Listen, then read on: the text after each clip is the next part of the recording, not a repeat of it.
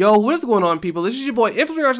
Today we're diving into a couple different video topics that I wanted to talk about. Now, originally I was going to make a whole bunch of different videos talking about each topic, but I don't have enough time, nor do I really have the time to do this because of the fact that we have the game coming out very soon for the Ultimate Edition players who did get the Ultimate Edition of the game. So I'm going to make a super one-length video. Hopefully you guys do enjoy some of the content, and if you did, make sure you guys give the video a like. I really appreciate it, and hopefully you guys have some information here that you guys can actually take, enjoy some of the information you guys will at least know before jumping into the game. So let's dive right into it. So the first bit of news I have is going to be covering CACs and all the information about those. Now, to start off by kicking it off with the CAC information, man, we only have 3 fighting styles when it comes to CACs, being Goku's moveset, Luffy's moveset, and Naruto's moveset without the shadow clones. I think that is absolutely trash. That is absolutely horrible. Why would we only have 3 different movesets for our CACs? Now, of course, they could patch in more movesets for more characters and stuff like that, but I really want to have different movesets. I wanted to have, you know, Boa's moveset for the female characters. I wanted to have Deku's moveset for my character.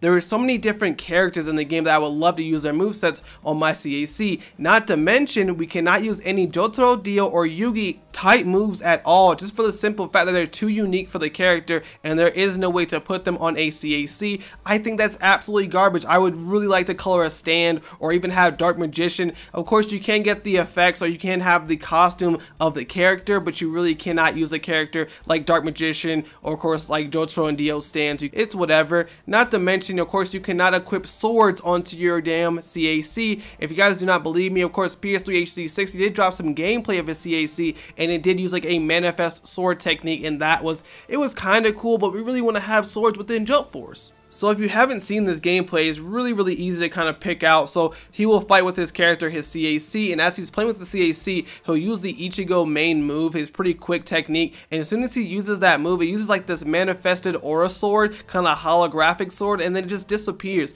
I wanted to use different weapons to give different movesets to my different CAC characters, but it looks like at this point, it's just really downhill from here because you can only fight like Goku, Luffy, and Naruto. And that really sucks. Now, diving more into the CACs, of course, we do have some kind of good news. You can color your CAC's hair 2 different colors with the slider. You can adjust it how you would like to. If you want to more have, you know, blonde tips or red tips or black tips or whatever you like to have, or if you like to have just completely white hair, you can have that option. Or you can have like a fusion of like red, black, yellow, purple, green, red, all kind of colors you can have if you really want to have those in Jump Force. Now, of course, if you are equipping things like the Naruto headband or Sakura's headband, for example, you do have to have the Naruto blonde hair and the Sakura pink hair. You actually have their hairstyles that's going to be put on your character, and you cannot adjust the color of the headband or the hair, and that really sucks too. Like, there's just a lot of limitations when it comes to CAC that I really wasn't expecting. I was really expecting to just throw on a ninja headband onto my character because that would have been really cool, but that looks like it's not going to be the case when it comes to Jump Force. Now, of course, there is a slider for a couple different things. You do have a slider for how short or tall you want to be. Of course, you can be buff if you like to be as well, but as far as how short you will be, you'll still be pretty short, but you will not be shorter than Gon, Boruto, or any of those characters like that, just because you cannot be that short when you're a CAC. Of course, there is a boob slider for some of you people who did want one. It's nothing too crazy, honestly. It's really minor. It's not something that really caught my attention or anything, but I thought this information would be good for the people who did want to know if there was a boob slider. Of course, there is going to be one, but it is not impactful. It is nothing crazy, and honestly, I wish they kind of wouldn't have put it in, or at least made it better if they were going to put it in.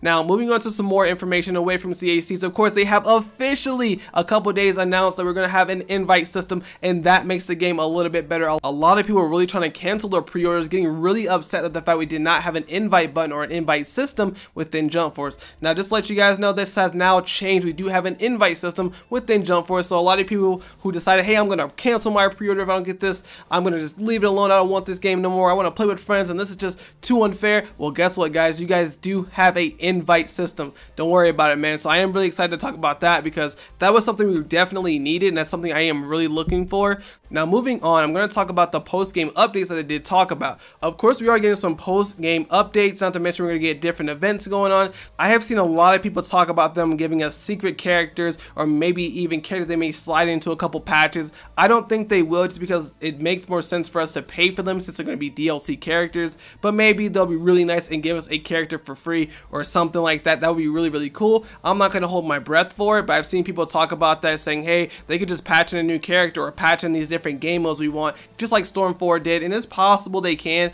but it's just up to the developers and Bandai how they want to do it. And last but not least, I want to talk about the lobby vehicles. Now, we've only seen one lobby vehicle technically so far. If you've been watching some recent gameplay or even screenshots, you know we have all 3 of the lobby vehicles confirmed. One is from Dragon Ball, being Frieza's ship. One is from One Piece, being a type ship kind of thing. It's really weird. You jump in it and it's like a ship with the kind of like floating wheels. It's really weird. And of course, last but not least, for the Naruto characters, and it's going to be a toad. So that's really interesting that we have a toad. But the thing is with the toad, and you guys have the screenshot right here, it looks like the toad is floating, and I think that looks really weird in the game. I want to see like some actual movement. I haven't seen any videos with actual movement of this.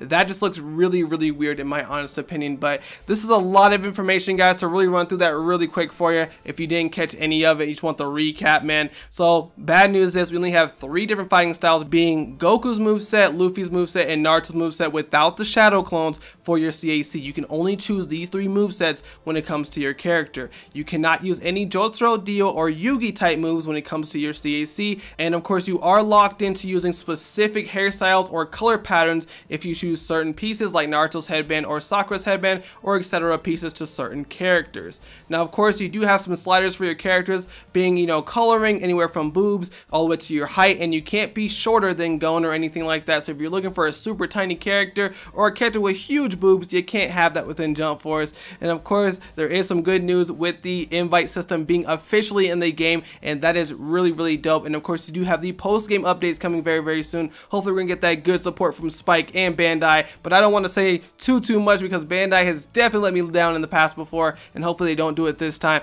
And of course, they do have lobby vehicles, so hopefully they give us some more of those, just because the ones we have in the game so far, they're okay. They're not really worth anything in my honest opinion, but they're okay to have. But let me know what you guys think in the comments down below. This sounds like some good news to you guys. What is your opinions about the CAC information? What is your opinions about the invite system or even the post game? What do you guys are looking for that stuff? Let me know all that stuff in the comments down below. I will see you guys in the next video. This has been your boy Infamous, and I am